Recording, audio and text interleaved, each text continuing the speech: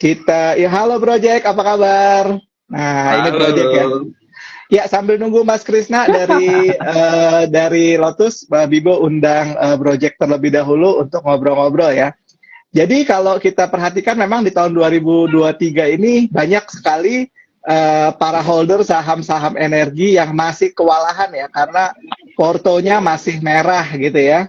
Nah, eh, eh, kemudian kemarin gitu ya, beberapa saham-saham energi unggulan kayak Adaro, Indi, ITMG itu memang ada kenaikan signifikan gitu ya.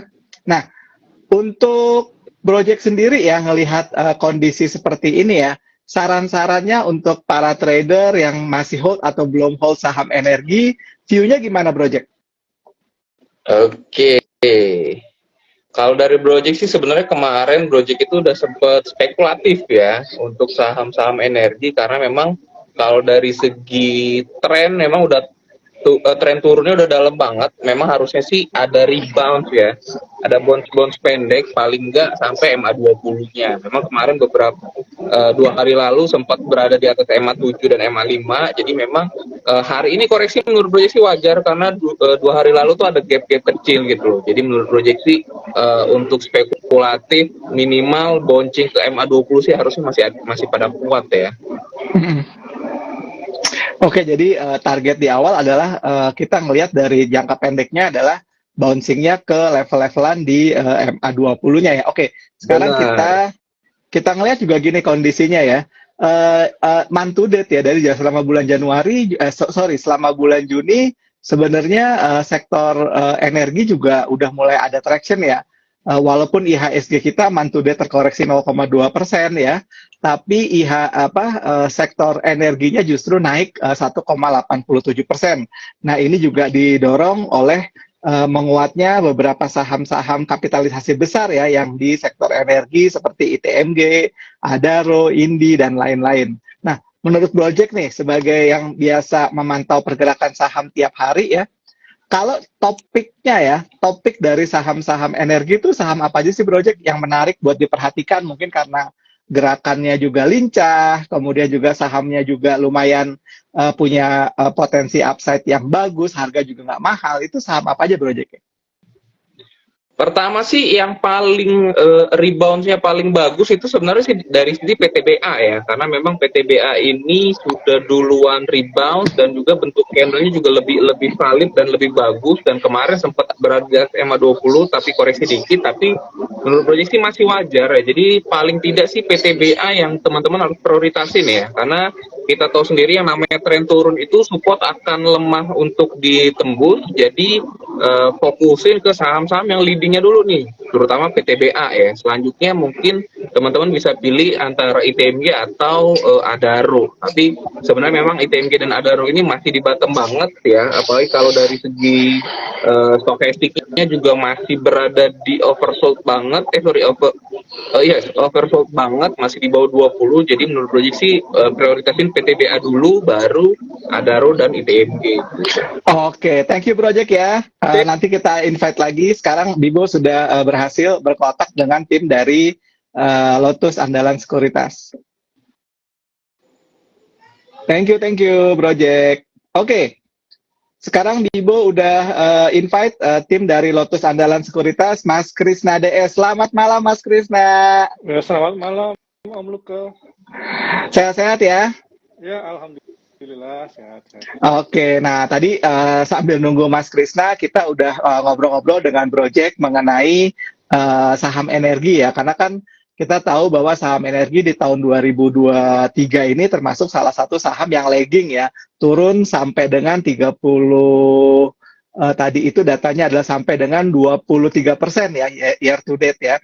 Dan yang menariknya lagi adalah saham-saham energi ini tahun ini yang turun banyak itu adalah saham-saham yang kapitalisasinya gede-gede.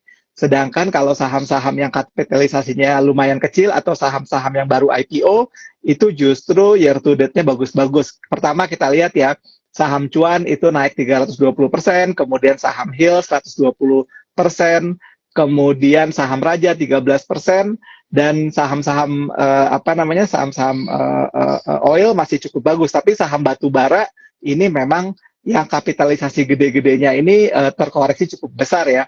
Khususnya saham Bian 36%, Adaro 43%, ADMR 51%, kemudian kita lihat lagi PTBA 13% dan Indi 31,68%. Nah, pertanyaan awalnya nih, Mas Krisna ya, untuk mereka yang biasa trading di saham-saham batubara, sebenarnya elemen-elemen atau faktor-faktor apa sih yang harus diperhatikan sebelum mereka memutuskan untuk membeli saham ini?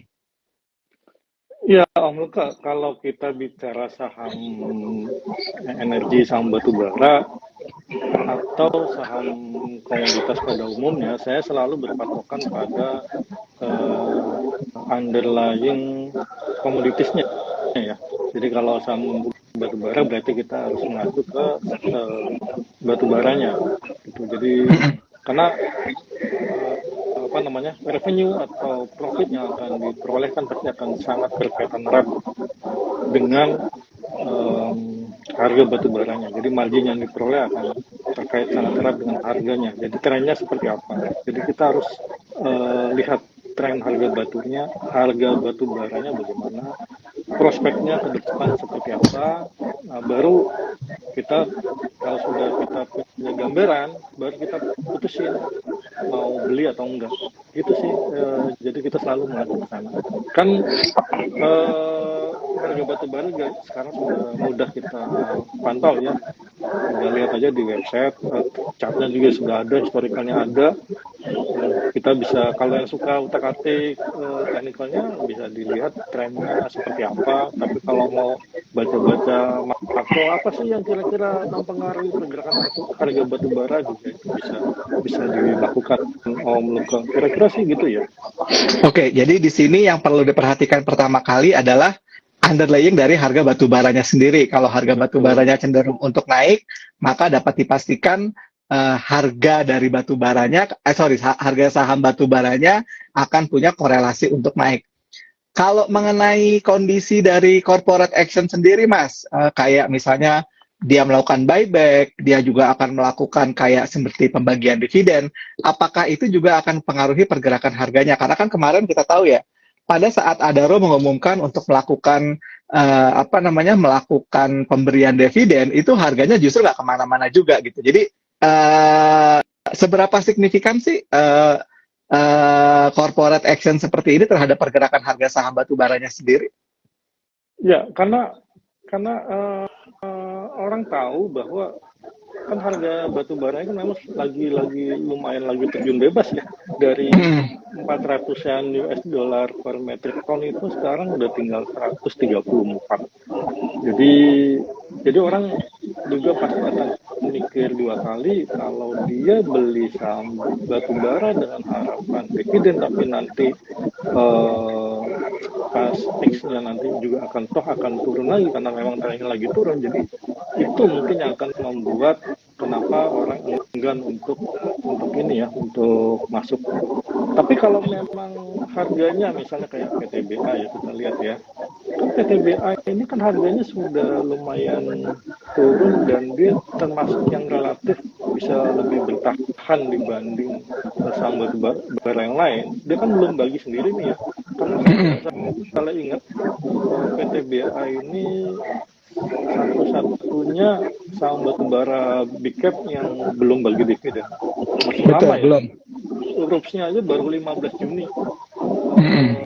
Dan jadi orang masih punya ekspektasi yang lumayan bagus terhadap PTBA ini untuk bisa bagi dividen. Apalagi sekarang BUMN lagi kejar setoran yang lumayan besar ya untuk bayar dividen gitu. Jadi ke pemerintah. Jadi ya orang masih punya harapan besar lah ke PTBA. Jadi ada pengaruhnya Om Luka untuk corporate action ini. Oke. Jadi kalau corporate action ya kita perhatikan juga, jangan juga kejadian seperti kena dividen trap, dalam arti kita baru membeli pada saat udah mendekati come date, kemudian ketika ex date ya ada peluang terkoreksi karena beberapa trader yang memang ngejar dividen doang gitu ya, itu akan merilis sahamnya pada saat ex date karena dianggap sudah terakomodasi untuk mendapatkan hak dividennya. dikaitkan dengan pergerakan rupiah, apakah juga saham-saham batubara ini sensitif, Mas Krisna, terhadap naik turunnya rupiah? Ada, tapi nggak signifikan ya, Om Luka. Jadi saya melihatnya pergerakan saham-saham batubaranya lebih sensitif ke harga underlying komoditas batubaranya ketimbang ke rupiahnya. Apalagi rupiah juga kan belakangan ini ya, dalam setahun terakhir inilah kira-kira range-nya juga nggak terlalu lebar ya, antara sekitar 500 sampai 15 ribu lah. 14.900, 15 lah, itu aja sekali-sekali aja disentuh ya. Jadi rasanya belum terlalu ada fluktuasi yang bisa bikin kita punya pertimbangan khusus untuk melihat rupiah ini dalam dalam kaitannya untuk mempengaruhi pergerakan harga saham batubara gitu ya. Memang kan rata-rata saham-saham batubara ini bagi dividennya dalam bentuk US dollar ya. Jadi kalau US dollars. lagi melemah ya mungkin nanti bagi dividen dikonversi lah lumayan gitu, tapi kan juga selisihnya nggak terlalu besar lah. Oke. Nah, salah satu dari komponen sektor energi yang juga punya kontribusi cukup tinggi ya terhadap IDX ini adalah saham Bayan Resources ya, di mana tahun ini saham Bayan Resources udah terkoreksi 36,19% dan mengkontribusi penurunan IHSG minus 227 poin ya. Menurut Mas Krisna nih, dari beberapa saham-saham yang ada di sektor energi, khususnya yang di batubara, sebenarnya saham mana? Kalau tadi kan Project udah bilang bahwa saham PTBA cukup menarik. Satu, mungkin karena dia tadi ya, turunnya juga masih nggak terlalu jauh. Yang kedua, tadi diperkuat lagi oleh Mas Krisna, bahwa saham kayak saham PTBA ini juga masih belum membagikan dividen, sehingga masih ada potensi upside dikejar oleh mereka-mereka yang suka dividen gitu ya. Nah, kalau dari Mas Krisna sendiri melihat dari kelincahan pergerakan harga sahamnya, kemudian juga tidak terlalu fluktuasi yang gila ya, dalam arti tiba-tiba kan apalagi sekarang ARB udah 15% gitu ya. Ini saham batubara yang mana sih Mas, yang misalnya untuk pemula atau misalnya untuk orang-orang yang baru saja terjun di dunia pasar modal ini bisa dijadikan pilihan gitu? Ya, bicara saham batubara, dari dulu saya suka Adaro ya, dari sisi corporate governance-nya saya rasa yang paling bagus ya Adaro. Ya hampir rutin tiap tahun meraih penghargaan dalam manajemen itu saya rasa Adaro juga sudah membuktikan ya. Di kuartal pertama juga Adaro ini rasa cuman Adaro ya yang year on year-nya itu masih bertumbuh ya. Oh, sama Bayan kalau nggak salah. Kalau IDNG, PTBA itu rata-rata first quarter-nya itu kalau year on year-nya udah turun profitnya. Jadi Adaro masih naik loh. Adaro masih naik. Kalau kita lihat EPS di 2023 ini kuartal 1 itu 215 versus 180 kuartal yang sama tahun sebelumnya. Itu membuktikan bahwa memang Adaro termasuk perusahaan batubara yang paling efisien dalam beroperasi ya, dan juga dalam hal menjaga kestabilan margin ada juga masih yang paling bagus rasanya ya ada. Tapi di kondisi saat ini tentu harus ada beberapa pertimbangan lain ya yang mungkin kita bisa perhatikan. Jadi ketika tren harga batubara turun, misalnya kayak United Tractor itu juga bisa jadi pilihan lagi alternatif selain Adaro. Kenapa? Karena United Tractor selain dia punya tambang batubara, dia juga kan jualan alat berat. Jadi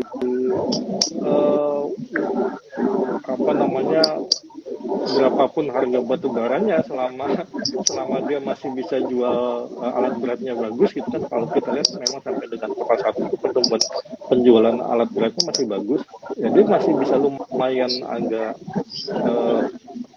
apa namanya tertolong di situ menurut gua. Jadi pilihannya kalau nggak ada Roll ya United Tractor ya. Dan United Tractor juga kan dari grup Astra ya, itu juga nggak Ya, kalah betul. secara GCG-nya juga nggak kalah sama Adaro. Jadi sama-sama bagusnya lah. Oke.